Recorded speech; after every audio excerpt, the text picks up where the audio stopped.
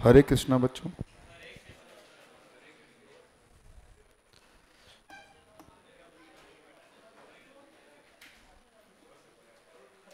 10+11 आपका बैच है। जो डेट है 21/11/23 है।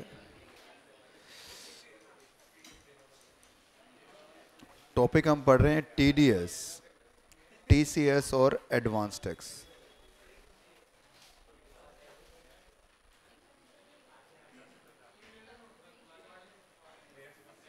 लेक्चर नंबर क्या है भाई? 73। कल एक लेक्चर नंबर गलत लिखा गया था, बच्चों ने 82 बता दिया था मेरे को, फिर बाद में बोला था मैंने चेंज। देख लेना अपने बाद में।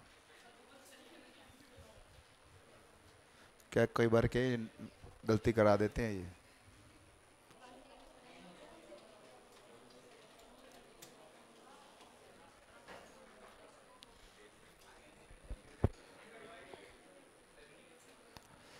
तो लास्ट क्लास में सेक्शन 192 हमने स्टार्ट किया था बच्चों, जिसमें हमने ये देखा अब ठीक है, इसको हटाने की क्या जरूरत है।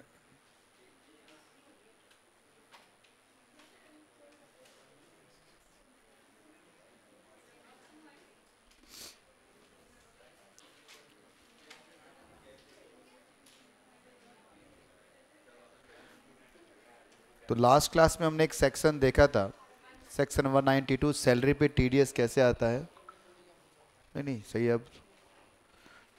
और 192 के बाद में ये एपिक पेन स्टार्ट कर दो वापस, ये काम नहीं कर रहा। सेक्शन 192 ए हमने देखा था कि अगर आपने ईपीएफ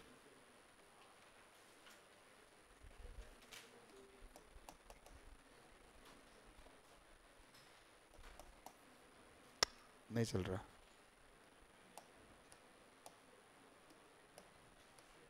एंड टास्क करके स्टार्ट करना पड़ेगा।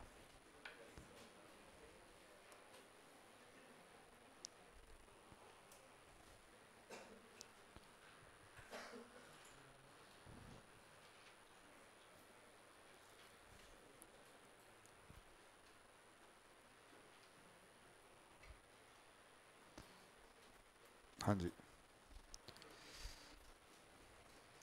192 ए के बाद में हम आगे अगला सेक्शन पढ़ने जा रहे हैं, और जो हमारा अगला सेक्शन है वो है 193। देखिए बच्चों, वैसे बहुत सारे सेक्शंस हैं टीडीएस के, आप देखेंगे अभी 28 पेजेस में इसको लिखा गया है मैंने, but exam point of view से मैं कुछ पॉइंट्स पर स्टार मार्क करूंगा, ठीक है। तो वो ज़्यादा इंपॉर्टेंट है, और अभी तक तो गॉड ग्रेस जितने पे स्टार लगाए एग्जाम में वही आए हैं, पर इसका मतलब ये नहीं है कि वही आएंगे जो अब लगाने वाला हूँ मैं। ऐसे नहीं है कि मैं कोई एक दो ही पे लगाने वाला हूँ, मैं बहुत सारे सेक्शंस पे लगाऊंगा, तो उन सेक्शन को बहुत अच्छी तरह तैयार रखना है आपको, ठीक है। 193 उसमें नहीं है, ना ही 192 है उसके अंदर। 193 सेक्शन क्या बोलता है? TDS on securities, sorry interest on securities. और मुझे बताओ, इंटरेस्ट ऑन सिक्योरिटीज कि सर ऐसी सिक्योरिटीज जिस पे इंटरेस्ट मिलता है, तो अगर ये सिक्योरिटीज शेयर्स है तो इस पे तो डिविडेंड मिलेगा, तो सिक्योरिटीज में फिर क्या आ रहा होगा? डिवेंचर और बॉन्ड। अगर आपने किसी कंपनी के डिवेंचर या बॉन्ड को परचेज किया है तो वो कंपनी आपको इंटरेस्ट देगी, और जब वो कंपनी आपको इंटरेस्ट देगी तो बदले में क्या करेगी बच्चों? आपका टीडीएस काटेगी। तो पेयर कौन होगा? मतलब कौन आपको पेमेंट कर रहा है? Any person responsible for paying the income by way of interest, वो पर्सन जो आपको इंटरेस्ट देने वाला है। पे कौन होगा? कोई भी रेजिडेंट पर्सन। रेट कितना है? 10%। सेक्शन 192 ए में भी 10% रेट था, और यहां पर भी कितना है? 10%। पर 192 के अंदर कितना रेट था? एवरेज रेट ऑफ टैक्स था। टाइम, टीडीएस कब काटा जाएगा? वहां दोनों सेक्शन में टीडीएस काटने का टाइम क्या था? पेमेंट के समय टीडीएस कट रहा है, पर यहां पेमेंट का समय नहीं है भाई। यहां बोला गया है कि या तो आपने at the time of credit of the such income in the books of accounts, और at the time of payment whichever is earlier. या तो आपने बुक एंट्री कर ली या अपने सामने वाले को पेमेंट दे दी, इन दोनों में जो भी अर्लियर हो जाएगा उस समय आपको टीडीएस काटना पड़ेगा। इसको समझने के लिए मैं आपको एग्जांपल देता हूं। देखिए जैसे ऐसे मानिए आप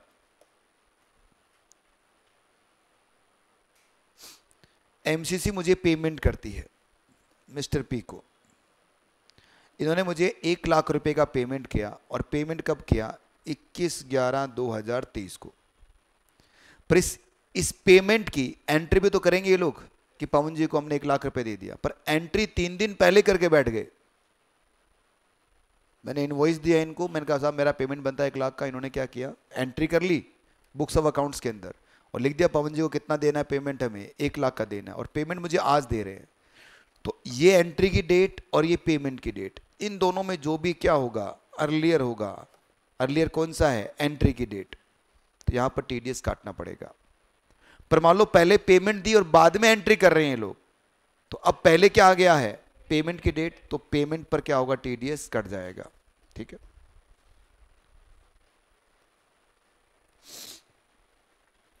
लिमिट, लिमिट बड़ी अजीब सी है इसमें।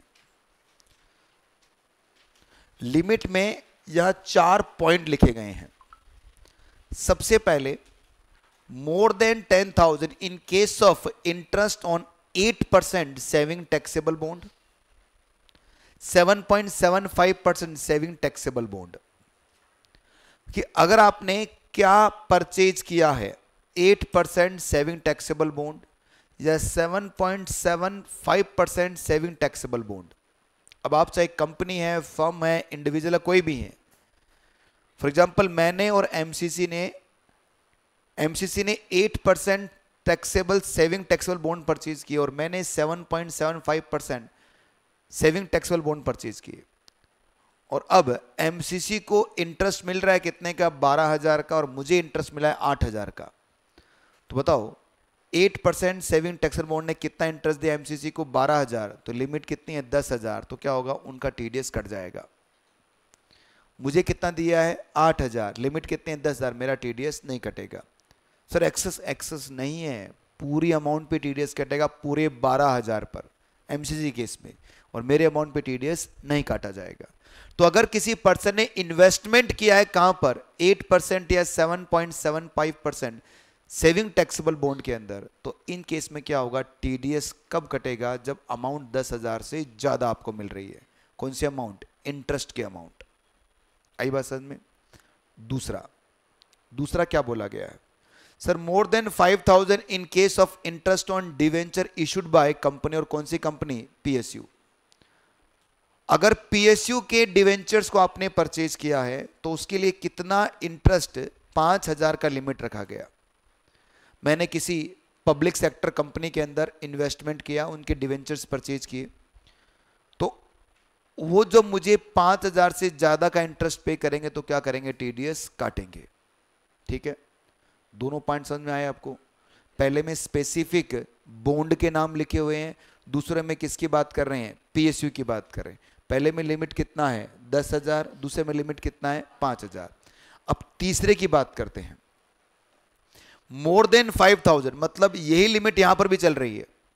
Credit to the resident individual HUF by an account pay cheque, मतलब सर अगर मान लीजिए अब यहां पर जो क्रेडिट, मतलब यहां पर जो पेई है उसकी बात कर रहे हैं, कि अगर पेई कौन है, या तो इंडिविजुअल एचईएफ है और उसको पेमेंट किससे मिल रही है, अकाउंट पे चेक से मिल रही है, तो लिमिट कितना होगा, 5,000। अब कौन दे रहा है, पीएसयू ने, कोई भी दे रहा है उसको इंटरेस्ट। अरे बोलो भाई, इसके अलावा फॉर एनी अदर पर्सन के लिए क्या रहेगी, नो लिमिट। स्पेस पड़ा है, एक डायग्राम बनाते हैं और क्लैरिटी लेके आते हैं इस प्रोविजन के ऊपर।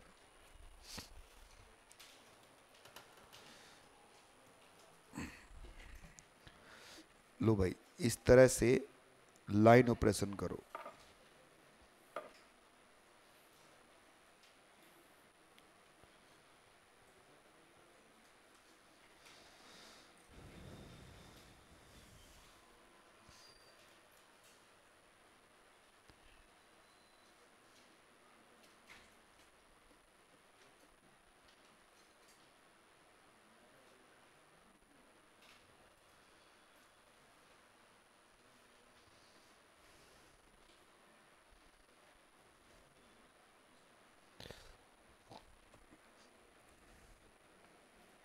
पहला केस, पेयर है 8% सेविंग टैक्सेबल मोड।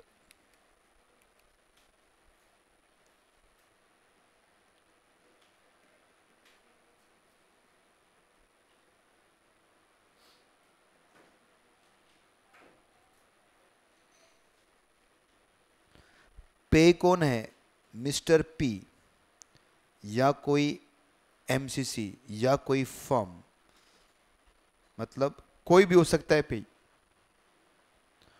और इंटरेस्ट कितना दिया, 12,000 का इंटरेस्ट दिया, तो टीडीएस आएगा क्या, यस सर।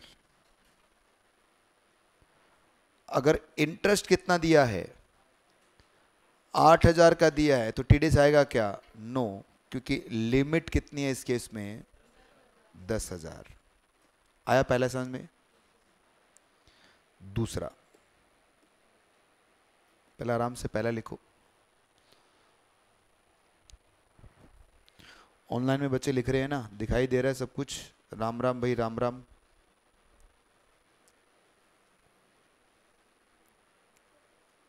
लिखो लिखो, बहुत इंपॉर्टेंट चैप्टर है और बिल्कुल उसी सीरियसनेस के साथ इस चैप्टर को पढ़िए। कल हम देख रहे थे कि इस बार जो एग्जाम में पेपर आया था वो कितने का था, 7 नंबर का था ना, 7 का नहीं है, वो 11 नंबर का था। आज मैं ऊपर वालों बच्चों को भी करवा रहा था क्वेश्चन, वो तो टीसीएस का क्वेश्चन भी पूछा था इस बार। 11 नंबर का टॉपिक आपसे पूछा गया है सिर्फ इस चैप्टर से। 50 में से 11, मतलब 20% से भी ज्यादा एक ही चैप्टर से पूरे सिलेबस का।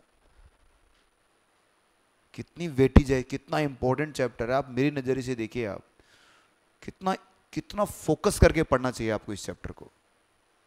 हाँ, दूसरा, अगर मान लो पेयर है पीएसयू, पब्लिक सेक्टर कंपनी, और पेयर कोई भी मिस्टर पी हो या एमसीसी हो या कोई फॉर्म हो एसेट्रा, अमाउंट दिया 6,000, बताओ क्या होगा, यस टीडीएस। अमाउंट दिया है 4,000, तो बताओ क्या होगा, नो टीडीएस। और लिमिट कितनी है बच्चों यहां पर, 5,000।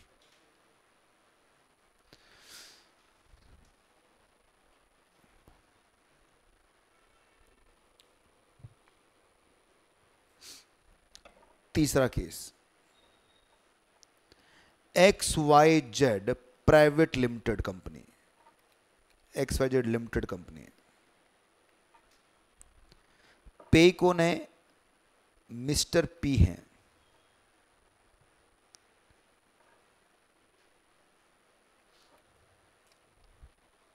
इंटरेस्ट का अमाउंट कितना है बच्चों, 6,000, और ये 6,000 अकाउंट पे चेक से मिला है।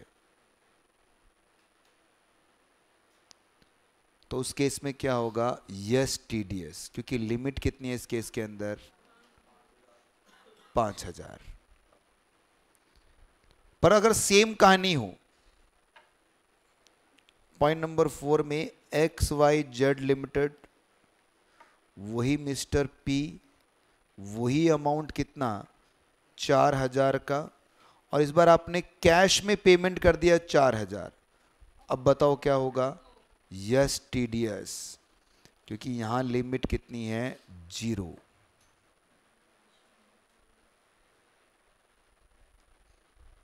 बोलिए, समझ में आई बात। अगर किसी इंडिविजुअल या एचयूएफ को अदर देन पीएसयू कुछ इंटरेस्ट दे रही है, तो लिमिट कितनी देखनी है, 5,000। ये 5,000 किसके लिए, अकाउंट पे ही चेक के लिए है, पर अगर कैश में दे दिया तो कोई लिमिट नहीं है। और इसको और घुमाते हैं कि सर फिर से पॉइंट नंबर 5, XYZ लिमिटेड, और यहां पर जो पर्सन है वो है एमसीसी प्राइवेट लिमिटेड, और इसको पेमेंट दिया है 4,000 रुपए का, और वो भी किसमें, अकाउंट पे चेक से। अब बताओ क्या होगा, यस और नो, यस, क्योंकि यहां पर भी लिमिट क्या है, नो लिमिट।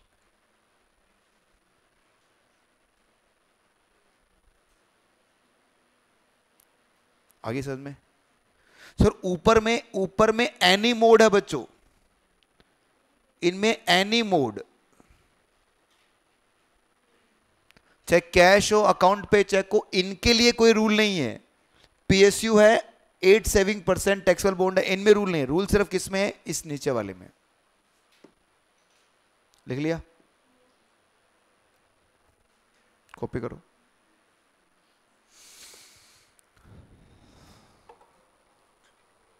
आज मोदी जी आ रहे हैं जयपुर में।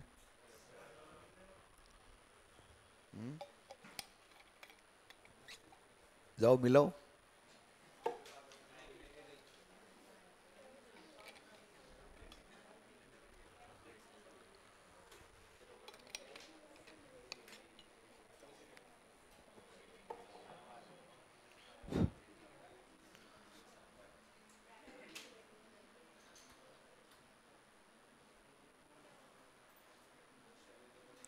कॉपी कर लिया ना? चलो,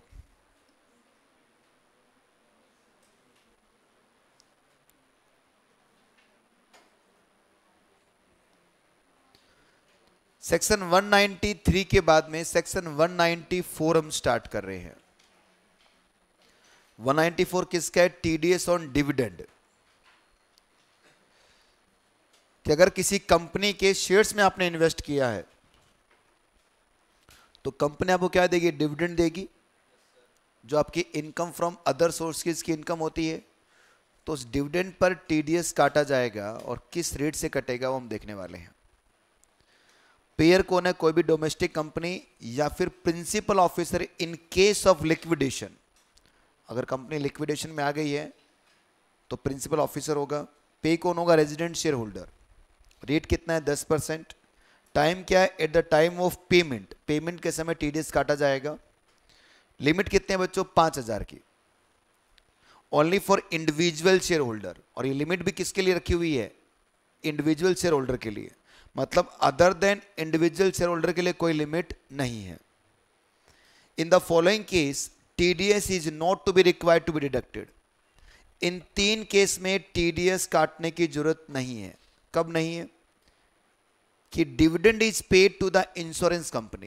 कि अगर किसी कंपनी ने इंश्योरेंस कंपनी को डिविडेंड पे किया है, मतलब यहां पर पे कौन है? आपका इंश्योरेंस कंपनी है। तो यहां पर फिर कितना भी अमाउंट क्यों ना हो, टीडीएस नहीं कटेगा।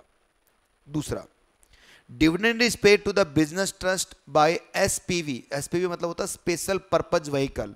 और इस पॉइंट को आप लिख देंगे इग्नोर, क्योंकि जब आप फाइनल में आओगे तो वहां जब इंटरनेशनल टैक्सेशन हम पढ़ेंगे तो वहां बताऊंगा कि ये एसपीवी, ये बिजनेस ट्रस्ट क्या होते हैं। थर्ड पॉइंट, कि dividend paid up to individual shareholder, कितना अमाउंट है उसका? 5,000।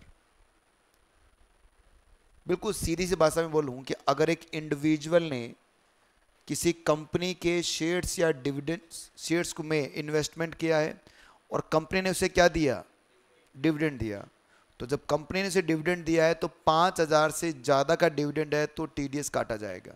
यहाँ पर ये हर कंपनी का देखना है। मैंने 5 कंपनी में इन्वेस्टमेंट किया और पांचों कंपनी ने मुझे 2-2 हज़ार रुपये का डिविडेंड दिया, तो मुझे बताओ टीडीएस कटेगा क्या? नहीं सर, क्योंकि जो कंपनी मुझे डिविडेंड दे रही है वो 2,000 दे रही है, 2,000 5,000 से कम है। पर अगर मान लो जो पेई है वो अदर देन इंडिविजुअल हो जाए तो उस केस में क्या होगा? अब चाहे कितना भी अमाउंट हो टीडीएस कटेगा।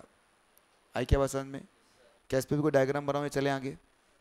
सीधी सी बात है। चलो, बनाना चाहो तो बना लो।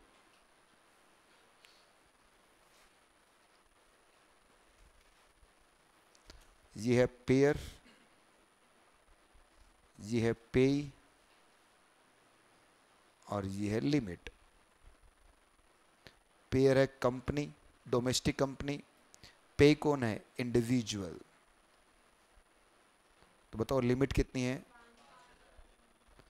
ये कंपनी, और पे है अदर देन इंडिविजुअल, तो 0। 0 मतलब ऑलवेज डिडक्ट टीडीएस।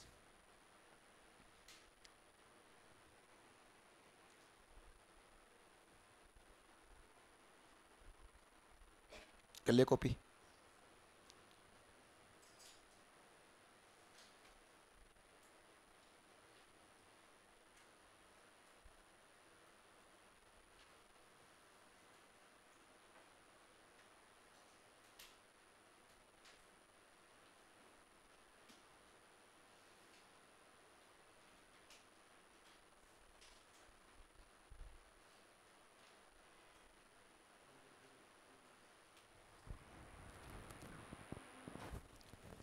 ठीक है, बोलिए।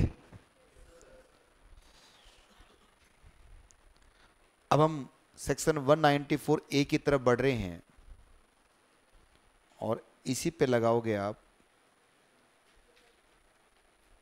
Triple star. पहला ट्रिपल स्टार वाला सेक्शन, सेक्शन 194 ए।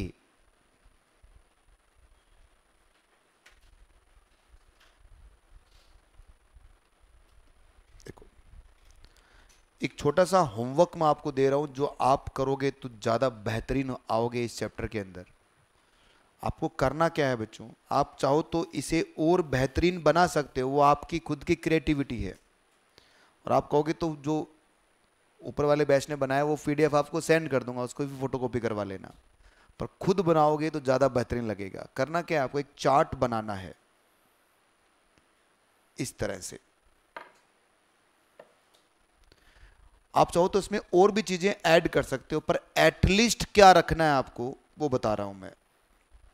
यहां पर लिखोगे आप सेक्शन, और एक मास्टर चार्ट रहेगा आपका, ये खुद प्रिपेयर कीजिए ताकि पूरा टीडीएस आपके हाथ में आ जाए।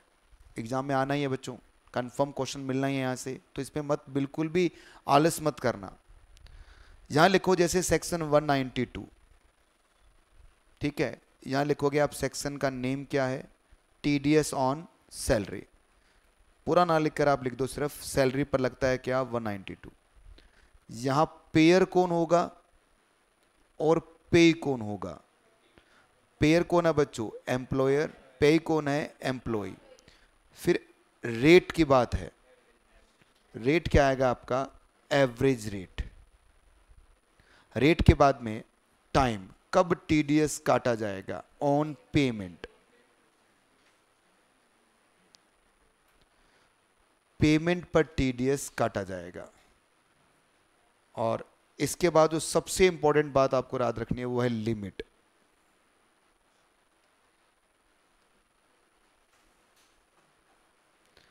और लिमिट के बाद में अगर चाहो तो कुछ रिमार्क्स भी आप लगा सकते हो।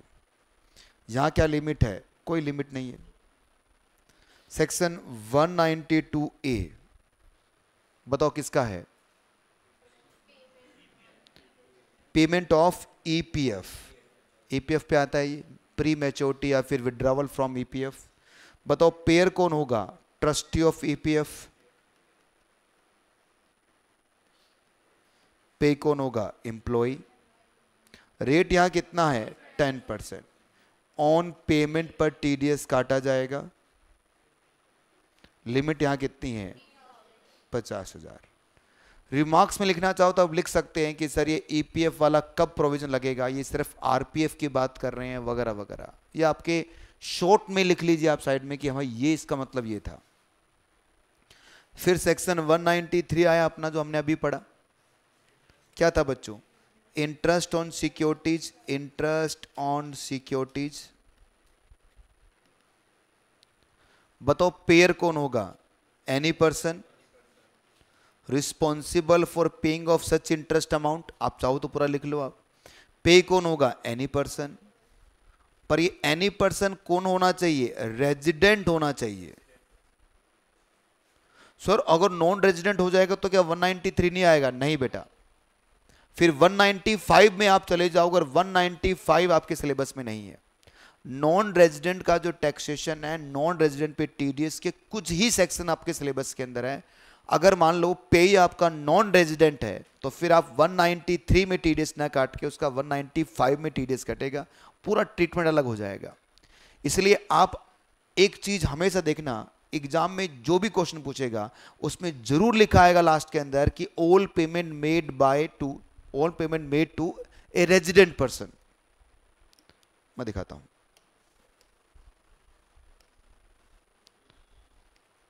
आपकी क्लास में मनोज सर आगे क्या, अकाउंट्स कैसे ओपन कर रखा था आपने, लो था क्या वो। अरे यार सिलेबस थोड़ी खोलना है, स्टडी मटेरियल नहीं चाहिए, सीधा स्टडी मटेरियल पे आता है क्या ये। कमिंग सून,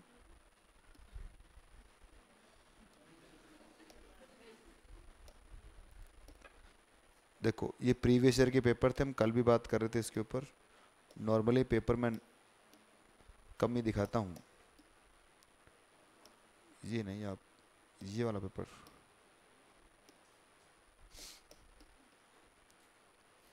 ये टीडीएस वाला है ना, टैक्स लायबिलिटी है आपका, और लास्ट में लिखा मिलेगा कि आपने पेमेंट किसी रेजिडेंट को किया है। नहीं भी लिखा है तो आप इसको ये मान के चलोगे कि सारा पेमेंट किसको हो रहा है, रेजिडेंट को। बढ़िया सा पेपर मिल जाए कोई, इसमें साफ लिखा आ जाए ना, वो बढ़िया रहता है। ये ट्रांजैक्शन है, टैक्स इम्प्लीकेशन। टीडीएस वाला क्वेश्चन कहाँ है, ढूंढना पड़ेगा क्या? अरे यार इतना टाइम किसके पास है।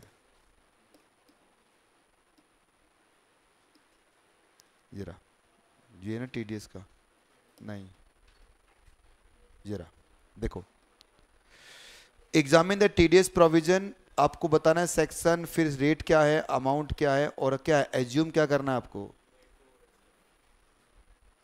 नॉन रेजिडेंट नहीं आएगा क्योंकि नॉन रेजिडेंट के लिए सेक्शन 195 और वो आपके सिलेबस में नहीं है, तो इसलिए ये चीज आप बिल्कुल श्योर होके चलिए कि नॉन रेजिडेंट आने वाला नहीं है।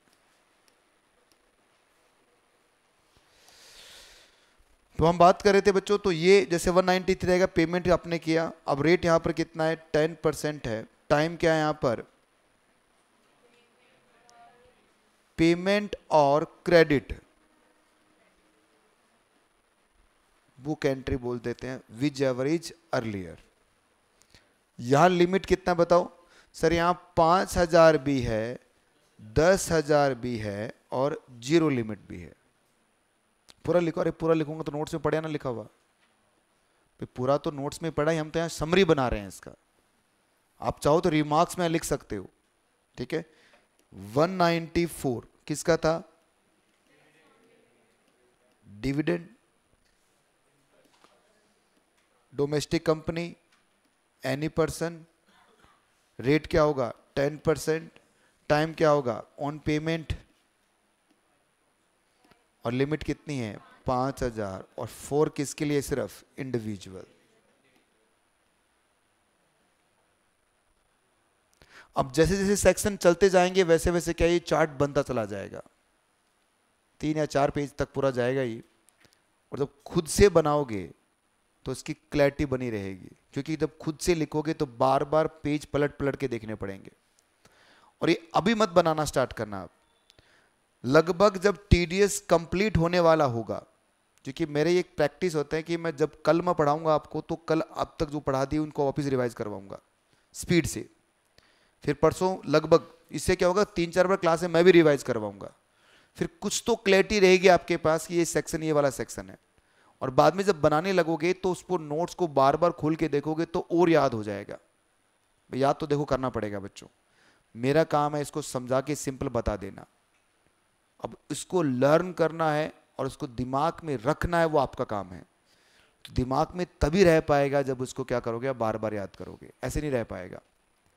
चलिए अगला सेक्शन कौन सा है, 194A, ट्रिपल स्टार मार्क कर लो, नहीं किया है तो क्या बोलता है सेक्शन 194A, ये कहता है अगर आपने इंटरेस्ट पे किया है other than interest on securities, क्योंकि इंटरेस्ट ऑन सिक्योरिटीज पर सेक्शन 193 बना रखा है, तो वहां जाके ट्रीटमेंट हो जाएगा उसका। तो क्या सिर्फ सिक्योरिटीज पर ही इंटरेस्ट मिलता है क्या, अरे नहीं, बहुत सारी चीजें, आपने बैंक में पैसे जमा कराए वहां से इंटरेस्ट मिल गया, आपने दोस्त को लोन दिया वहां से इंटरेस्ट ले लिया आपने, या कोई पेमेंट आपकी डिले होगी वहां से इंटरेस्ट मिल गया आपको। तो इंटरेस्ट तो नेचर हर जगह मिल सकता है आपको, पर अगर इंटरेस्ट ऑन सिक्योरिटीज है तो कहां पर जाएगा, 193 में जाएगा, पर interest on other than securities है तो कहां पर आ जाएगा। मतलब सर सेक्शन 194A जो है वो इंटरेस्ट का जर्नल सेक्शन है, आ रही है बात समझ में। स्पेसिफिक सेक्शन कौन सा है, 193 है, क्योंकि वो सिर्फ किसकी बात करता है, डिवेंचर और बॉन्ड के इंटरेस्ट की। उन दोनों के अलावा जो इंटरेस्ट बच गया सारा कहां पर आ जाएगा, आपका 194 में आ जाएगा, ठीक है। तो अगर आपको इंटरेस्ट ऑन सिक्योरिटीज के अलावा कोई इंटरेस्ट मिल रहा है तो 194A अप्लाई होगा बच्चों। और 194A में एक पर्सन है जिसको हम पेयर कहते हैं, दूसरा पर्सन कौन है बच्चों, पेई। ये इसको क्या पे करेगा, इंटरेस्ट पे करेगा, तो पेयर टीडीएस काटेगा। तो गवर्नमेंट ने यहां पर पेयर को बड़ा अलग तरीके से डिफाइन किया है, और जो हम पेयर की डेफिनेशन यहां पढ़ रहे हैं वो डेफिनेशन बहुत जगह मिलने वाली है आपको, तो यहां आराम से समझ के चलिए।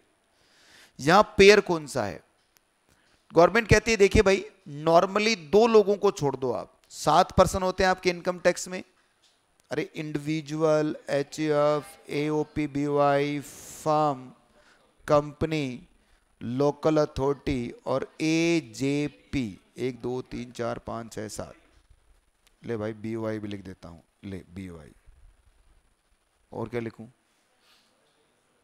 हो गया तेरा, ठीक है। अब ये 7 लोग हैं, इन 7 में से केवल इन 2 को छोड़ दो आप, अलग कर दो। बाकी जो ये पर्सन है बच्चों, ये पर्सन सिर्फ और सिर्फ बिजनेस के लिए ही बनते हैं। बता दो, क्या किसी फर्म बना के आप सैलरी इनकम कमाओगे क्या? एक कंपनी बनाई हमने ए लिमिटेड, अब चलो इसको नौकरी करवाते हैं, कंपनी को कपड़े पहनाओ, कंपनी को नौकरी पे भेजो, नहीं जा सकता ना। इनके अलावा जो भी लोग हैं सब क्या हैं, बिजनेस के लिए बनाए जाएंगे या फिर ऐसी इनकम कमाएंगे जो एग्जेम्प्ट रहेगी, जैसे ट्रस्ट वगैरह वो तो इनके एग्जेम्प्ट है। पर सिर्फ कौन से व्यक्ति, इंडिविजुअल और एचएफ, ये ऐसे व्यक्ति हैं जो क्या कर सकते हैं, सैलरी की इनकम, हाउस होल्ड इनकम कमा सकते हैं। अरे बात समझ में? तो गवर्नमेंट क्या बोल रही है कि पेयर कौन है जो टीडीएस काटेगा? अगर पेयर इंडिविजुअल और एचएफ के अलावा कोई है, कोई कंपनी है, कोई फर्म है, कोई एओपी बीओआई है, तो हमेशा पेयर रहेगा 194A का, मतलब वो पेयर की कैटेगरी में आ सकता है, मतलब वो कैपेबल टू डिडक्ट टीडीएस रहेगा। अगर कोई कंपनी है तो हमेशा पेयर बनी रहेगी वो, पर अगर आप इंडिविजुअल एचयूएफ है तो पेयर नहीं बन सकते सेक्शन 194A के, आप सामने वाले का टीडीएस नहीं काट सकते। मैंने आपको इंटरेस्ट दिया तो मैंने पेमेंट दिया आपको, तो मैं आपका टीडीएस नहीं काट सकता क्योंकि मैं तो इंडिविजुअल हूं। पर गवर्नमेंट ने अगले ही पल ये बोला कि इंडिविजुअल एचयूएफ पेयर नहीं बन सकते, पर ये पेयर बन सकते हैं अगर इनका प्रीसीडिंग प्रीवियस ईयर कौन सा है, 22-23, यही तो पिछला प्रीवियस ईयर है। इनका प्रीसीडिंग प्रीवियस ईयर में अगर टर्नओवर एक्सीड कर जाए स्पेसिफाइड लिमिट 1 करोड़ से, या फिर सर्विसेज एक्सीड कर जाए कितने से, 50 लाख से। कुछ याद आया? हमने एक चैप्टर पढ़ा था पीजीवीपी के नाम सा, सेक्शन 44AB। अरे AB भाई, अपना बिजनेस, बहुत कुछ समझाया बेटा, अपना, अपनी सेक्शन है, अपनी जान है, इसको याद रखना। कुछ सब फालतू। क्या था बताओ? टैक्स ऑडिट है। बताओ लिमिट क्या थी टैक्स ऑडिट की? 1 करोड़। 1 करोड़ को 10 भी तो कर दिया था। 90% आना और जाना किसमें रहे, अदर देन कैश, तो 10 करोड़ हो जाएगा, वही सेक्शन। तो अगर आपका पिछले साल का टर्नओवर 1 करोड़ से एक्सीड कर जाए, जब फीस आपकी प्रोफेशनल फीस 50 लाख से एक्सीड कर जाए, तो फिर उस केस में क्या होगा, आप पेयर बन जाओगे इस साल के लिए। भगवान क्या चल रहा है, सुनो। सेक्शन 194A का हम पढ़ रहे हैं पेयर। कौन बनेगा पेयर? कि सर अगर इंडिविजुअल एचयूएफ को तो कर दो साइड में, इनके अलावा जो भी हमेशा पेयर हैं, अब लाओ किनको पकड़ के, इंडिविजुअल एचयूएफ को। ये कब पेयर बनेंगे कि अगर इनका प्रीसीडिंग प्रीवियस ईयर में टर्नओवर 1 करोड़ या फिर इनका प्रोफेशनल फीस 50 लाख से एक्सीड कर जाए, तो ये क्या बनेंगे, अदरवाइज ये पेयर नहीं बनेंगे।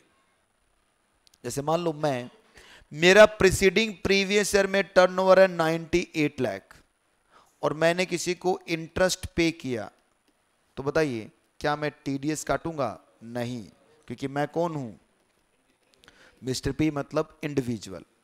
पर मेरा प्रीसीडिंग प्रीवियस ईयर में टर्नओवर 198 लाख था, तो अब क्या टीडीएस काट सकते हैं क्या? Yes sir. अब 194P apply, sorry 194A apply हो जाएगा। आई बात समझ में? हम पढ़ रहे हैं इंटरेस्ट का जनरल सेक्शन कि सर इंटरेस्ट का जब पेमेंट करते हैं other than interest on securities, तो इसमें पेयर कौन होगा? पेयर इंडिविजुअल एचयूएफ को छोड़कर सभी पेयर है, पर इंडिविजुअल एचयूएफ पेयर तभी बनेंगे अगर इनका प्रीसीडिंग प्रीवियस ईयर में टर्नओवर कितना हो जाए, 1 करोड़ या 50 लाख से एक्सीड कर जाए, मोटा मोटी वो 44 AB में कवर हो जाए। ऑडिट उसने करवाया है तो इस साल क्या हो जाएगा वो। सर ऐसा क्यों सर? क्योंकि देखिए बेटा, ऑडिट कौन करवाएगा? जो बिजनेस करेगा। तो गवर्नमेंट चाहती है कि बिजनेसमैन इस पे टीडीएस काटे। अब एक आदमी सैलरी क्लास भी तो हो सकता है, तो सैलरी क्लास भी तो किसी को इंटरेस्ट दे सकता है, तो उस केस में क्या होगा? टीडीएस वो नहीं काट सकता। क्यों नहीं काट सकता? क्योंकि उसका टर्नओवर तो जीरो है। अरे सैलरी है, उसका बिजनेस थोड़ी है जो टर्नओवर देख रहे हो। आ रही बात समझ में? तो सिर्फ बिजनेसमैन से टीडीएस कटवाना चाह रही है। इसीलिए बिल्कुल सिंपल लैंग्वेज में, इंडिविजुअल एचयूएफ कभी पेयर बनेंगे जब प्रीसीडिंग प्रीवियस ईयर में टर्नओवर 50 लाख या 1 करोड़ से एक्सीड कर जाए। ठीक है। पे कौन होगा? मतलब किसका टीडीएस कटेगा? जो कौन होगा? रेजिडेंट पर्सन, कोई भी हो सकता है। देखो, payer any person other than individual HUF, but if individual HUF whose the total sales gross received or turnover from the business and profession exceed 1 crore or 50 lakh during the previous year। यहाँ पर simple language में बताया मैंने pair के लिए। अगर आप individual HUF हैं और प्रीसीडिंग प्रीवियस ईयर में आपका टर्नओवर 1 करोड़ या 50 लाख से एक्सीड हो गया तो 194A में क्या बन जाएंगे आप? पेयर। पर प्रीसीडिंग प्रीवियस ईयर में टर्नओवर नहीं एक्सीड हो रहा तो 194A में पेयर नहीं बनेंगे। अदर पर्सन है आप तो always cover under section 194A, मतलब हमेशा पेयर रहेंगे आप। यहां टर्नओवर नहीं देखना है। एग्जामिनर बड़ा चालाक करता है बच्चों। चालाकी क्या करता है कि एक ए लिमिटेड है, उसका प्रीसीडिंग प्रीवियस ईयर का टर्नओवर कितना है? 95 लाख रुपीज है, 99 लाख रुपीज है, मतलब बिल्कुल नियर से लेके आता है। और बच्चा क्या करता है? वो सोचता है 1 करोड़ से कम है, नहीं लगा। अरे नहीं भाई, 1 करोड़ की लिमिट किसके लिए देखनी है? इंडिविजुअल एचयूएफ के लिए देखनी है। चलो, पे कौन होगा? Any resident person. सर अगर यहां पर नॉन रेजिडेंट हो जाए तो 195 आ जाएगा। रेट कितना आएगा? 10%। लिमिट क्या है बच्चों? लिमिट पे अलग से स्टार मार्क करो। लिमिट बड़ी अजीब सी है इसमें। लिमिट के लिए बोल रखा है कि अगर पेयर बैंकिंग कंपनी है या कोई कोऑपरेटिव सोसाइटी है या कोई पोस्ट ऑफिस है। कौन पेयर? पेयर मतलब जो इंटरेस्ट आपको दे रहा है। मतलब मैंने एक बैंक में पैसा जमा करवाया तो बैंक मुझे क्या देगा? इंटरेस्ट देगा। तो यहां पर बैंक कौन बन गया? पेयर बन गया। और मैं कौन हूं? पेई। और पेई कौन है? Senior citizen. तो लिमिट कितनी देखनी है? और पेई अगर नॉट सीनियर सिटीजन है तो लिमिट कितनी देखनी है? और आगे लिखोगे senior citizen including super senior.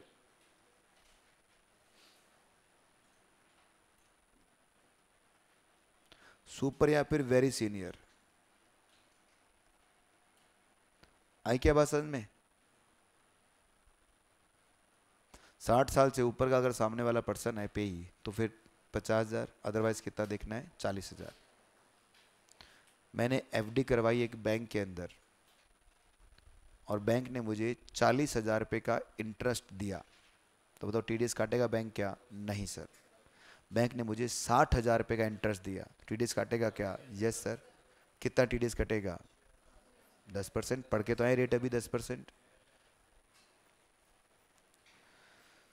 अगर पेयर कोई और है, मतलब क्या नहीं है? पेयर बैंक नहीं है और पे को रेजिडेंट पर्सन है तो लिमिट कितनी हो जाएगी यहां पर? 5,000। सिर्फ बैंक के केस में 40 और 50 है, बाकी सब केस में कितनी है?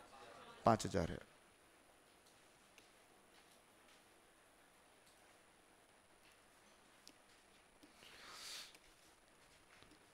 अब देखिए बहुत बार क्या होता है कि कुछ लोग क्या करते हैं, अपना बैंक अकाउंट एक साथ 2-3 ब्रांच में खुलवा लेते हैं। भी मेरे पास HDFC बैंक का अकाउंट भी है, मेरे पास ICICI बैंक का अकाउंट भी है, मेरे पास SBI का अकाउंट भी है। अब सभी मैंने FD करवा रखा है, तो ये 40 या 50,000 की लिमिट सबको टोटल करके लाना है क्या? तो आंसर इज नो। ये बैंक वाइज देखी जाएगी, ना कि ब्रांच वाइज। मान लो मेरे पास एसबीआई बैंक की 3 ब्रांचेज है, जयपुर में अकाउंट खुलवा लिया, कोटा में खुलवा लिया और अजमेर में खुलवा लिया, और तीनों ब्रांच में मैंने क्या किया, पैसे जमा करवाए, और तीनों ब्रांच मुझे क्या दे रही है, इंटरेस्ट दे रही है। तो अभी जो लिमिट है 40 और 50 की, वो क्या होगी, तीनों ब्रांच का टोटल करके देखा जाएगा, क्योंकि तीनों ही किसकी ब्रांच थी, एसबीआई की। मेरे पास 3 अलग अलग बैंक में होगा तो फिर टोटल नहीं देखा जाएगा। तो क्या लिखा है यहां पर, if bank adopt core banking system, मतलब सीबीएस एक सॉफ्टवेयर है बच्चों, एक जिसके थ्रू बैंक काम करता है। आज इंडिया में ऐसा एक भी बैंक नहीं है जो इस सॉफ्टवेयर से नहीं जुड़ा हुआ है। कोर बैंकिंग सिस्टम 2011 के बाद में एक भी बैंक नहीं बचा जो कोर बैंकिंग सिस्टम में नहीं है, सभी कोर बैंकिंग में। कोर बैंकिंग मतलब कहीं से भी पैसा निकालो, कहीं भी जमा कराओ।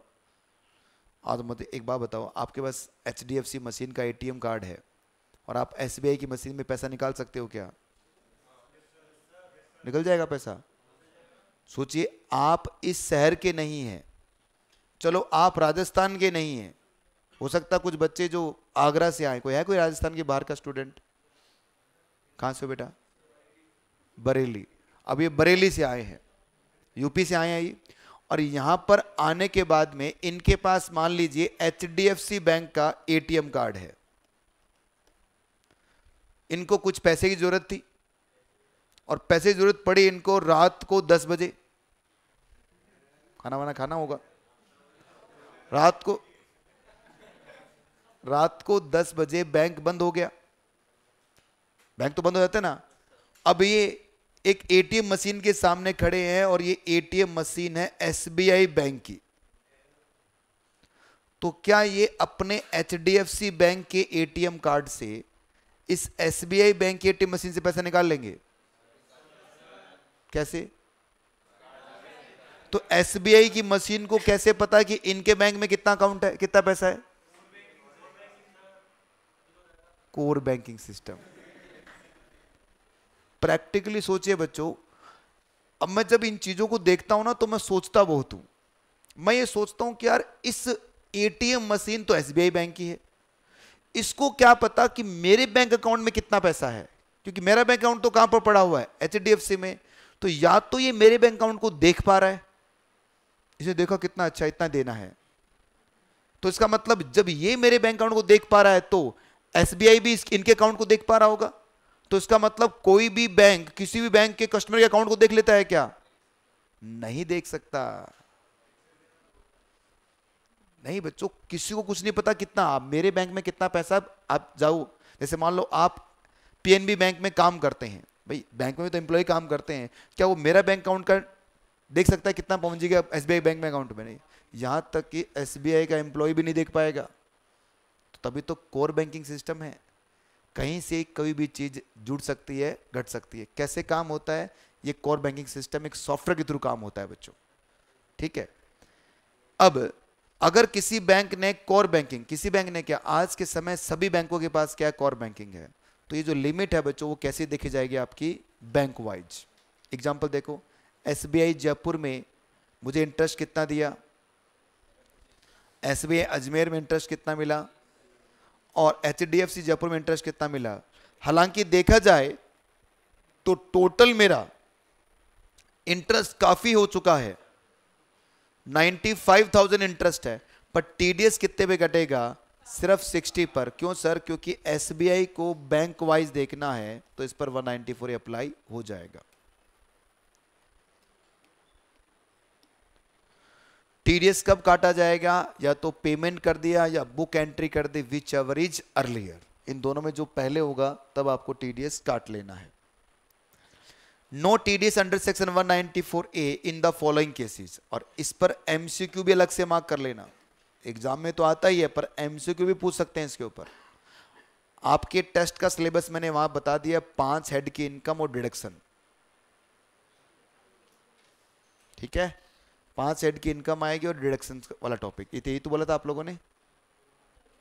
तो तैयारी करना स्टार्ट कर दीजिए, मैसेज आपके पास थोड़ी देर में आ ही जाएगा। No TDS under section 194A in the following cases.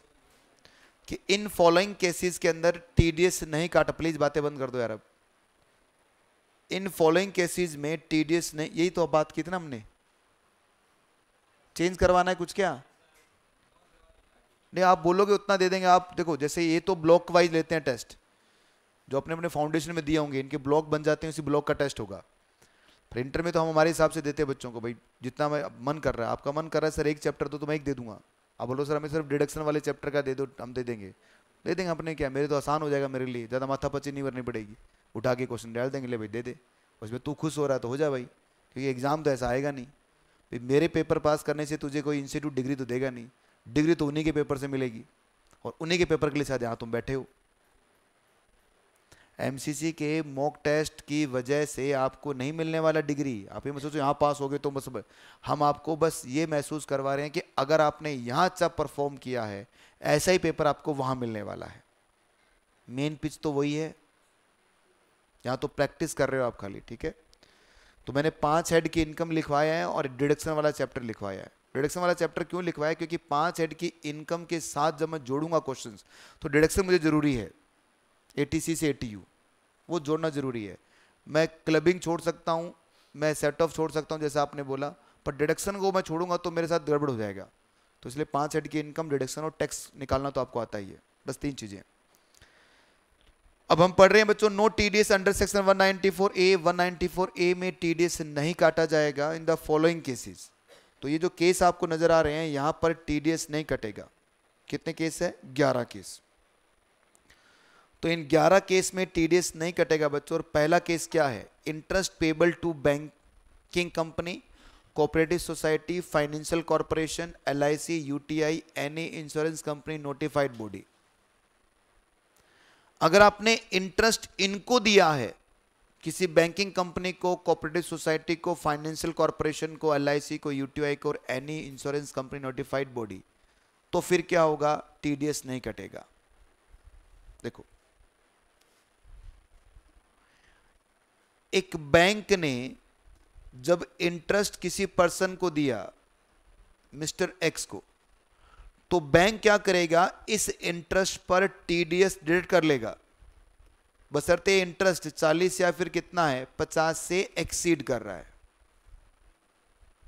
अभी तो पढ़ के आए 1 मिनट पहले, 40 और 50 पेयर कौन है? बैंकिंग कंपनी, पेई कौन है? Any person. अगर वो इंडिविजुअल एचयूएफ है तो कितना देखना है? 40,000। अदरवाइज कितना देखना है? सीनियर सिटीजन केस में कितना देखना है? 50। पर ऐसा भी तो होता है सर कि एक मिस्टर एक्स है जिसने बैंक से लोन लिया, इन्होंने बैंक से लोन लिया, तो अब बताओ इंटरेस्ट कौन पे कर रहा है? मिस्टर एक्स बैंक को इंटरेस्ट पे कर रहा है।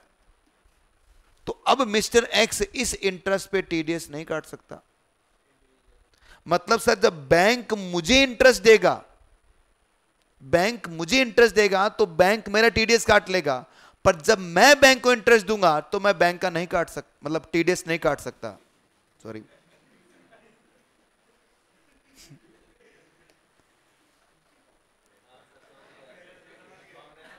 समझ गया ना आप? मतलब बैंक काट लेगा, आप नहीं, हम नहीं काट पा रहे हो, हम बैंक का टीडीएस नहीं काट पाएंगे, ठीक है। और बैंक या फिर कोऑपरेटिव बैंक या फाइनेंशियल कॉर्पोरेशन, एलआईसी, यूटीआई, इन सब की बात हो रही है, सिर्फ बैंक की बात नहीं हो रही।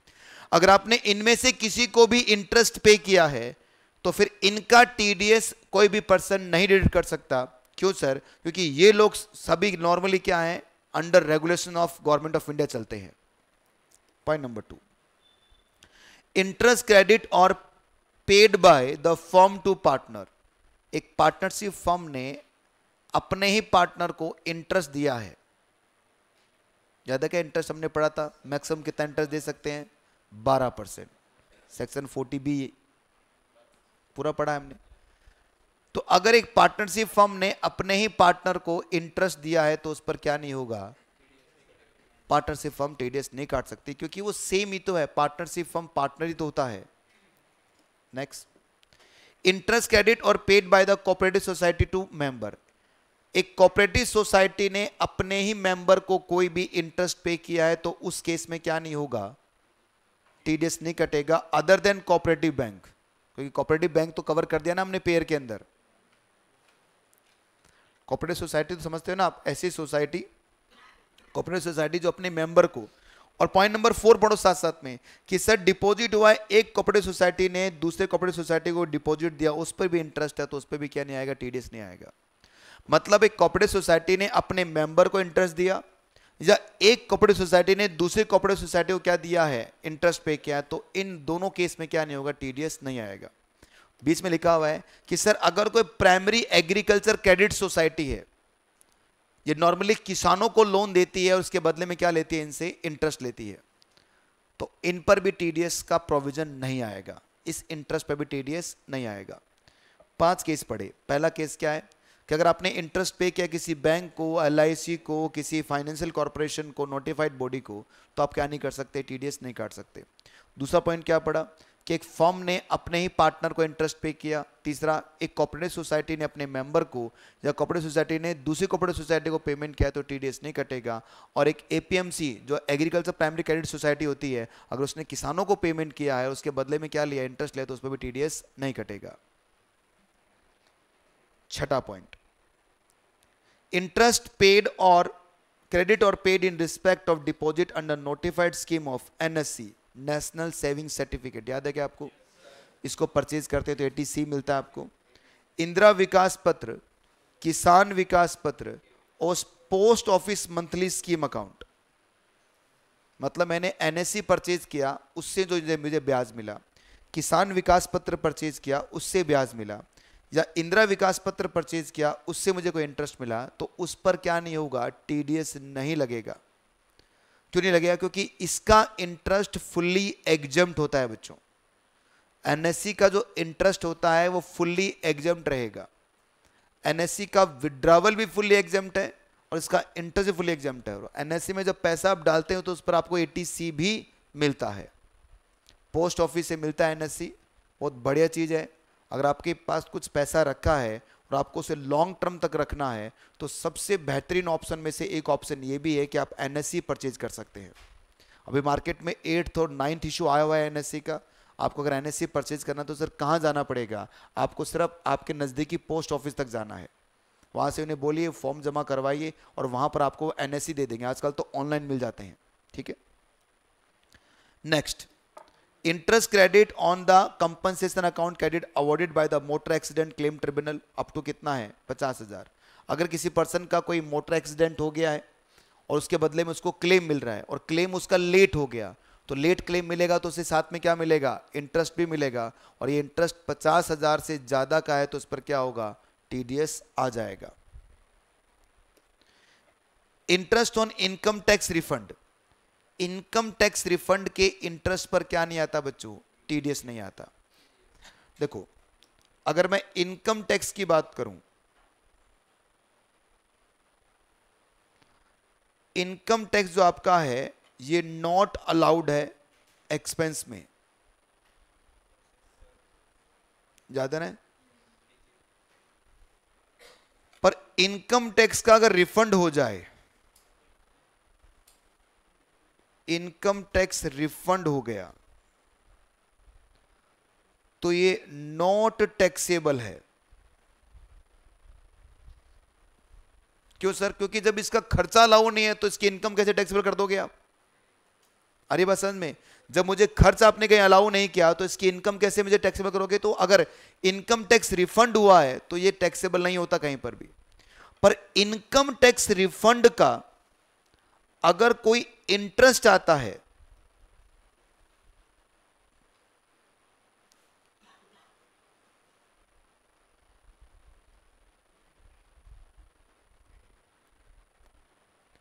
तो ये इनकम फ्रॉम अदर सोर्सेज में टैक्सेबल होगा। और दूसरा, ये जो रिफंड है उस पर no TDS under section 194A।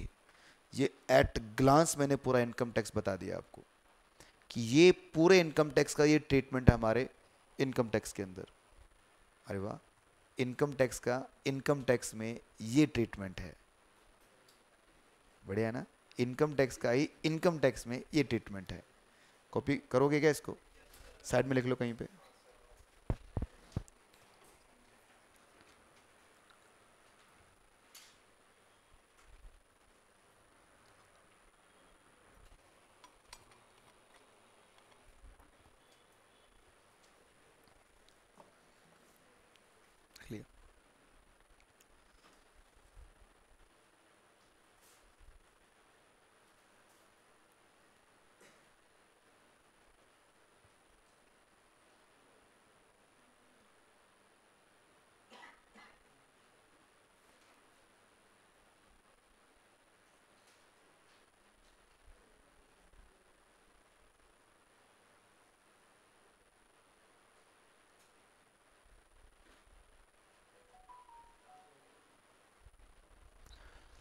अरे लिख लिया गया भाई।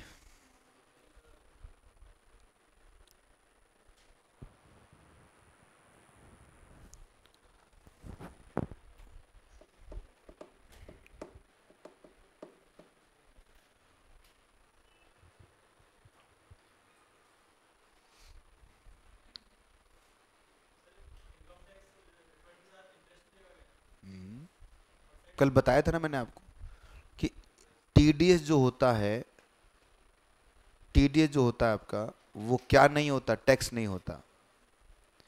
तो मान लो मेरी 1 लाख रुपए का टीडीएस एमसीसी ने काट कर गवर्नमेंट को डिपॉजिट करवा दिया, मेरा टैक्स बना 0, तो मैं क्या लूंगा, टीडीएस वापस लूंगा। तो इस टीडीएस को वापस जब लेता हूं तो इसे क्या कहते हैं, इनकम टैक्स का रिफंड कह देते हैं। और इस पर विद इंटरेस्ट मुझे गवर्नमेंट वापस करती है। 0.5% का इंटरेस्ट मिलता है मुझे पर मंथ का, मतलब 6% ब्याज मुझे मिल जाएगा साल के हिसाब से। ठीक है।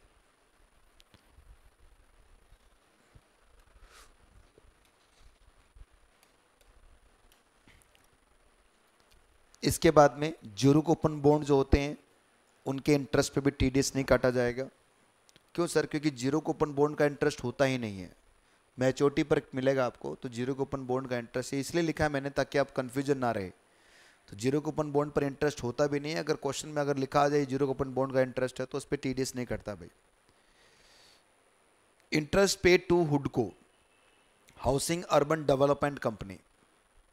हाउसिंग अर्बन डेवलपमेंट कंपनी क्या है कि सर कुछ ऐसी कंपनियां हैं जो क्या करती है, अर्बन डेवलपमेंट कर रही है। नॉर्मली ये जो है ये गुरुग्राम के लिए बनाई गई कंपनी है। वहाँ पर क्या है कि जो इंडस्ट्रीज़ वगैरह बन रही है या फिर जो भी लोग वहाँ पर डेवलपमेंट करवा रहे हैं, तो ये लोग यहाँ से लोन ले लेते हैं, हुडको से लोन ले लेते हैं और बनाते हैं।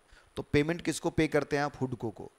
तो अगर हुडको को आपने पेमेंट किया है, हाउसिंग अर्बन डेवलपमेंट कंपनी को आपने पेमेंट किया है, तो उस पर टीडीएस काटने की ज़रूरत नहीं है। ये भी एक तरह का बैंक ही तो हो गया। और लास्ट में कैपिटल गेन अकाउंट स्कीम, नाम सुना है कहीं पर इसका? मैंने कहाँ सुना था कैपिटल गेन अकाउंट स्कीम? तो कैपिटल गेन में सुना होगा सर आपने, क्या था ये? सेक्शन 54 में मकान के बदले मकान आप खरीदोगे तो आपको +1 +2 +3, -1 +2 +3 में क्या करना है, डिपॉजिट बना मकान बनाना है। तो अब रिटर्न फाइलिंग ड्यू डेट के बाद आ गया तो क्या करना पड़ेगा, ये पैसा एक बैंक अकाउंट में जमा करवाना है, जिसको हम क्या बोल रहे हैं, कैपिटल गेन अकाउंट स्कीम। तो अगर कोई person capital gain account scheme के अंदर पैसा जमा करवाता है, कोई भी पर्सन, तो उसको कैपिटल गेन अकाउंट स्कीम में तो एक तरह का बैंक अकाउंट ही, मैंने आपको समझाया भी था पूरा कि क्या होता है। बैंक में जाइए आप, मैडम फॉर्म दे देगी आपको, पूछेगी किसके लिए चाहिए, आप बोलोगे मुझे नया मकान खरीदना है उसके लिए चाहिए, वगैरह वगैरह। तो ये भी एक तरह का बैंक अकाउंट है। तो इस बैंक अकाउंट है तो इसमें भी तो इंटरेस्ट मिलेगा आपको। तो गवर्नमेंट कह रही है कि अगर आपने कैपिटल गेन अकाउंट स्कीम के अंदर पैसा जमा करवाया और वहां से आपको इंटरेस्ट मिला है तो आपके हाथ में टीडीएस भी आएगा। पर जिस पर्सन ने ये पैसा जमा करवाया था, अगर उसकी डेथ हो गई है तो ये पैसा किसको मिलेगा, लीगल हाइट्स को मिलेगा। तो पैसे के साथ इंटरेस्ट भी तो मिलेगा लीगल हाइट्स को, तो उस इंटरेस्ट पर अब क्या नहीं होगा, टीडीएस नहीं कटेगा। ठीक है। पर जिसने जमा करवाया वो जिंदा है तो टीडीएस कट जाएगा, अदरवाइज टीडीएस नहीं कटेगा। लिमिट सर यहां पर क्या रहेगी, लिमिट क्या रहेगी कैपिटल गेन अकाउंट स्कीम की, मुझे बताइए। कैपिटल गेन अकाउंट स्कीम कहाँ ओपन होता है, बैंक के अंदर। तो पेयर कौन हो गया, बैंक हो गया। तो लिमिट वही 40,000 और 50,000। Interest on capital gain account scheme where depositor has disease, मतलब मर गया है, नो टीडीएस इज इंटरेस्ट। तो इस पे, इसके इंटरेस्ट पे टीडीएस नहीं आएगा। पर अगर नहीं मरा है तो टीडीएस आ जाएगा। लिमिट यहाँ पे याद रखना, लिमिट वही रहेगी आपकी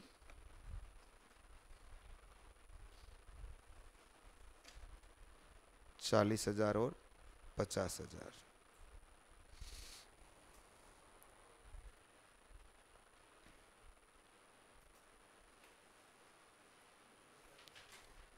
सेक्शन 194 बी, देखो 194 ए हमने कंप्लीट कर लिया। ए से पहले 192, 192 ए, 193 और 194, ये 4 सेक्शन हमने कंप्लीट किए थे। पांचवा कौन सा है? 194 ए, और ए पर मैंने स्टार मार्क भी किए क्योंकि एग्जाम में ज़्यादातर यही आता है, ठीक है। और अब हम आगे बढ़ रहे हैं बच्चों, और आगे बढ़ने पर मैं आपको बता रहा हूं section 194 B, TDS on winning from lottery और क्रॉसवर्ड पजल। विनिंग की इनकम जो आप कमाते हैं तो उस पर टीडीएस कैसे आएगा, वो लिखा है 194 बी के अंदर। विनिंग की इनकम, कि अगर आपको कोई विनिंग की इनकम होती है, बताओ विनिंग की इनकम टैक्सेबल कहां होती है? Income from other sources.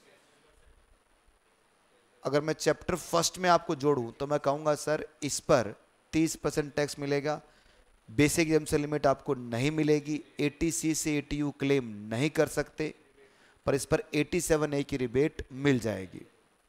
अब मैं कहता हूं सर अगर किसी पर्सन ने विनिंग की इनकम कमाई है तो उस पर 30% से टीडीएस का रेट लग जाएगा, क्योंकि इसका रेट ऑफ टैक्स कितना है? 30% है, तो टीडीएस का रेट भी कितना आ गया? 30%। पर अगर अमाउंट 10,000 से ज्यादा की है, ड्रीम 11 पे टीम्स वगैरह बनाते हैं आप, और मान लो आपने टीम बनाया और आपकी टीम सेलेक्ट हो गई और आपने 80,000 पे जीत लिए, तो ये जो 80,000 आपने विनिंग किया है, तो उस 80,000 की विनिंग पर 30% 24,000 क्या होगा? ड्रीम 11 काट लेगा, बाकी बचा हुआ अमाउंट आपके अकाउंट में क्रेडिट करेगा। ये किस चीज का पैसा कटा है? टीडीएस का, क्योंकि आपने क्या कमाया है? Winning from lottery. इस पर कोई बेसिक जम से लिमिट भी आपको एडजस्टमेंट करने को नहीं मिलता। पेयर कोई भी हो सकता है, पेई कोई भी हो सकता है, पर पेई अगर नॉन रेजिडेंट है तो मुझे बताओ, हमने पढ़ा था कि अगर पेई नॉन रेजिडेंट या एम्प्लॉय है तो रेट के अंदर सरचार्ज और सेस भी जोड़ना पड़ जाता है। तो अगर पेई नॉन रेजिडेंट है तो बच्चों जो भी रेट आपका होगा उसमें क्या जोड़ना है? सरचार्ज और सेस। सरचार्ज हमेशा नहीं जुड़ना, अगर ये एप्लीकेबल है तभी जुड़ेगा। टीडीएस कब काटा जाएगा? पेमेंट के समय। रेट कितना है? 30%। अमाउंट कितना? 10,000। देखो, जैसे मान लीजिए एक लॉटरी डिस्ट्रीब्यूटर है,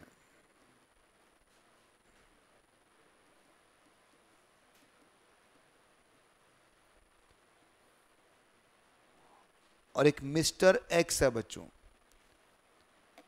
मिस्टर एक्स ने विनिंग किया 10 लाख रुपए का, तो बताओ लॉटरी डिस्ट्रीब्यूटर कौन है? पेयर। और मिस्टर एक्स कौन है? पेई। तो मिस्टर एक्स जो पेई हैं उनका टीडीएस कौन काट लेगा? Lottery distributor. तो 3 लाख काट कर इसको रिसीव्ड कितना होगा? और 3 लाख किसको पे कर दिया जाएगा? क्योंकि अंडर सेक्शन 194 बी में टीडीएस कट जाएगा। देखिए, जो लोग खाली बैठे होते हैं या जिनके पास काम धंधा नहीं होता, वही लोग इस लॉटरी वगैरह में दिमाग लगाते हैं। वेले लोग लगाते हैं लॉटरी में दिमाग, या कोई बदमाश टाइप का आदमी क्या लगाता है लॉटरी में, ये वही करते हैं। शरीफ आदमी तो इसमें माथा मारता नहीं। तो 194 बी मतलब बदमाश, और बदमाश क्या करता है? लॉटरी में पैसा लगाता है। ठीक है, तो याद रहेगा बी मतलब बदमाश, और बदमाश क्या करेगा? लॉटरी में पैसा। और अगर अमाउंट लॉटरी की 10,000 से ज़्यादा है तो उस पर टीडीएस कटेगा, और किस परसेंट से कटेगा? 30% से। ये पहला केस है। चलो अब एक केस बनाते हैं। मान लो एक लॉटरी डिस्ट्रीब्यूटर है, इसी केस को बनाता हूं मैं, और मिस्टर एक्स ने विनिंग किया, और विनिंग में क्या जीता है बच्चों? कार जीती है। विनिंग में क्या जीता है? कार। कार कितने की है? 10 लाख की। अब क्या होगा सर? कि कार 30% काट लो, टायर काट के दे दो, या बोनट काट दो आधा। अब इस केस में क्या करें? क्योंकि ये जो अमाउंट है ये तो पूरी जाने वाली है, तो यहां पर गवर्नमेंट ने क्या प्रोविजन बोला, गवर्नमेंट कह रही है कि अगर विनिंग इन काइंड में है तो उस केस में हमारा जो पेई है वो क्या करेगा, पहले पेयर को 3 लाख रुपए डिपॉजिट करवाएगा। आई बात समझ में? फिर पेयर क्या करेगा, इस एसेट्स, इस विनिंग प्राइस को रिलीज करेगा। ठीक है, पहले ये 3 लाख, सर 3 लाख क्यों, क्योंकि 10 लाख का 30% टीडीएस कितना है। अब ये लॉटरी डिस्ट्रीब्यूटर अपने जेब से देगा नहीं, क्योंकि कार तो तूने जीती है तो तू ही दे इसका अमाउंट। आ रही है बात समझ में? और ये 3 लाख कहां जमा हो जाएगा, गवर्नमेंट के पास। ये तो है केस 1। पर ऐसा भी तो हो सकता है कि सर जिसने कार जीती है उसके पास 3 लाख है नहीं देने को।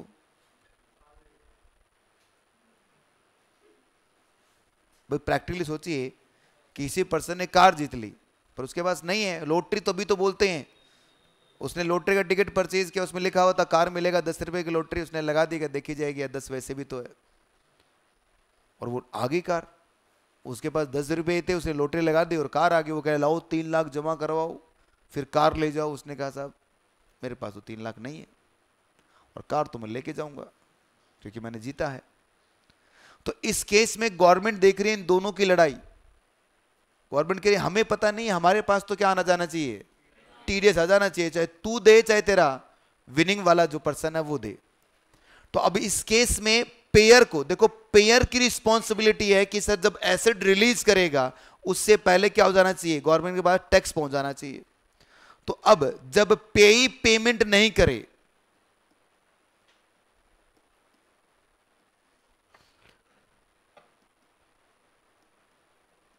पेयर को, तो उस केस में क्या होगा। अब देखो बड़े ध्यान से देखना बच्चों, पेई पेमेंट नहीं कर रहा तो ऑब्वियसली बात अब कौन पेमेंट करेगा, पेयर करेगा। लॉटरी डिस्ट्रीब्यूटर ने करना पड़ेगा क्योंकि अदरवाइज उसका लाइसेंस कैंसिल कर देगी गवर्नमेंट लॉटरी वाला। लाइसेंस भी तो मिलता है, ऐसे कोई लॉटरी तो नहीं खेल लेगा। गवर्नमेंट कह रहे मुझे पता नहीं, मेरे पास आना चाहिए। तो अब अपनी जेब से, अभी लिखना मत, अपनी जेब से लॉटरी डिस्ट्रीब्यूटर क्या करेगा, 3 लाख जमा करवाएगा किसको, गवर्नमेंट को। जैसे 3 लाख डिपॉजिट हुआ गवर्नमेंट के पास लॉटरी का, जैसे 3 लाख आया तो इसका मतलब क्या निकला। अब गवर्नमेंट देखो कितनी चालाक है, गवर्नमेंट क्या बोलते हैं, देखो भाई नॉर्मली होता क्या है, देखो भाई लॉटरी डिस्ट्रीब्यूटर साहब, अगर कोई पर्सन 10 लाख जीतता है तो उसको आप कितना देते हो और हमें कितना देते हो, 3 लाख, यही होता है। इसका मतलब जो भी पैसा मिलता है किसी पर्सन को वो 70% के बराबर ही तो मिलता है और 30% आप हमें दे देते हो। अब आप क्या कर रहे हो, इस पर्सन को कितना दे रहे हो, 10 लाख की गाड़ी दे रहे हो। इसको रिसीव्ड कितना हुआ है, 10 लाख, जो कितने के बराबर है, 70% के बराबर है। तो टीडीएस के लिए ग्रोसिंग अप करो, अब कितना हो गया, 10 लाख डिवाइडेड बाय 70% मल्टीप्लाई 30%, तो ये 3 लाख नहीं आएगा,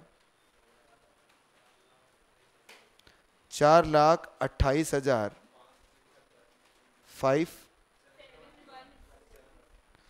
4,28,000। तो टीडीएस कितना देना पड़ेगा, 428,571। अब मुझे बताओ, जब आप इस मिस्टर एक्स की इनकम निकालोगे आईएफएस के अंदर, तो बताओ कितनी इनकम लिखोगे। तो इसका विनिंग कितना, 10 लाख का, टीडीएस कितना, 428,571। तो इसने कितना कमाया, 14,28,571 रुपए।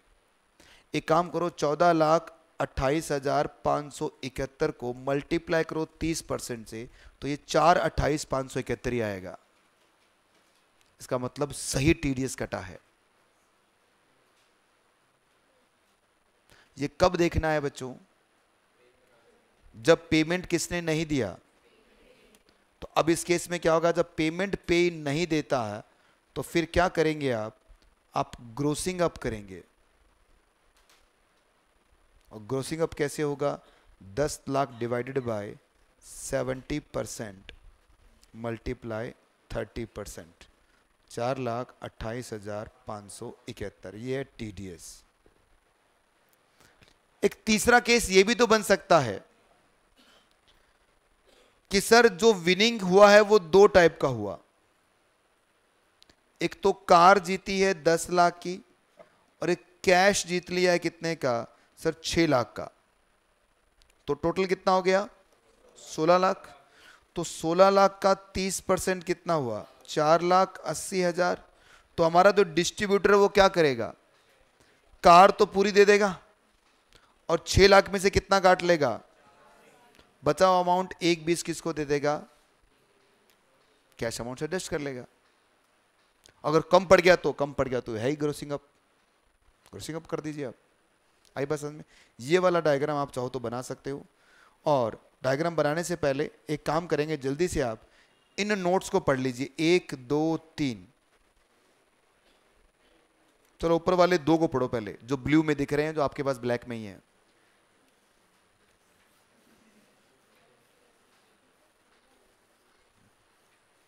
आपके पास भी आ सकता है। If price is given partly in cash or partly in kind, then TDS deducted on whole price and shall be deduct from the cash price. अभी जो मैंने बताया आपको, if price is given in kind only car, then the payer should be ensured that the tax has been paid on the such income before releasing of such price. कि पहले किसको देना पड़ेगा पैसा, पेयर को पेमेंट देगा और pair फिर किसको देगा, गवर्नमेंट को। गवर्नमेंट कह रहा है हमें पता नहीं है, तो अगर नहीं देता है फिर क्या होता है, मैंने बता दिया ग्रोसिंग अप होता है। पॉइंट नंबर 3, अगर कोई पर्सन विनिंग के अमाउंट जीतता है, जैसे मान लो मैंने 10 लाख रुपए जीत लिया, जैसे 10 लाख जीता तो पेयर क्या बोलेगा, अब 30% टीडीएस कटेगा। मैंने कहा रुक जा, इस 10 में से 8 लाख मैं भारत सरकार को देने वाला हूं, है ना। बहुत सारे लोग डोनेट कर देते हैं भारत सरकार को। तो भारत सरकार ने बोला कि अच्छा पेमेंट हमारी तरफ आ रहा है क्या, तो जो पेमेंट हमारी तरफ आ रहा है उस पर टीडीएस मत काट लेना। तो अब टीडीएस कितने पे कटेगा, 2 लाख पर। पढ़िए अगला पॉइंट जो रेड में पहला है, where the certain percentage has to be foregone either of the favor of government, then the such portion is not deduct subject to TDS. जितना अमाउंट आपने किसके फेवर में कर दिया, गवर्नमेंट के फेवर में, उस अमाउंट पर टीडीएस नहीं आएगा। और लास्ट में क्या लिखा, where the agent received the prize money of the unsold ticket is shall be from the part of PGP income 194B apply नहीं होगा। एग्जाम्पल बहुत बढ़िया देता हूं आपको कि मैंने 1000 टिकट बेची, एक टिकट थी 100 रुपए की, तो जो भी व्यक्ति, एक पर्सन का इनाम निकलेगा।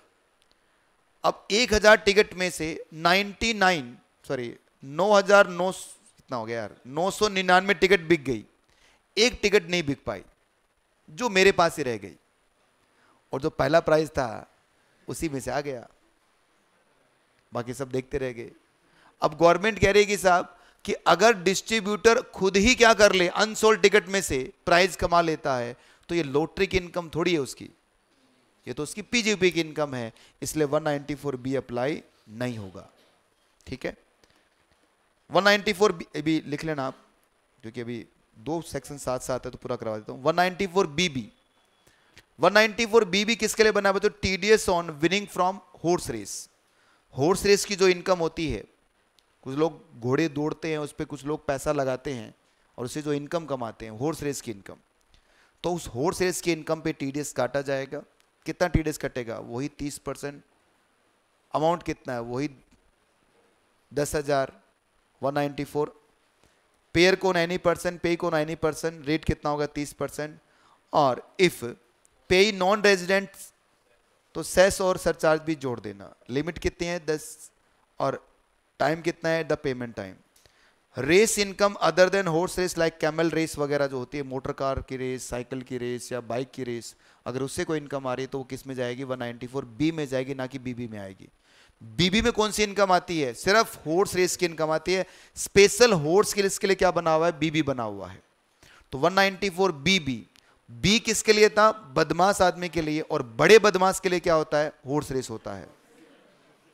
बड़े वाला बदमाश वो फिर घोड़ों पे पैसा लगाता है।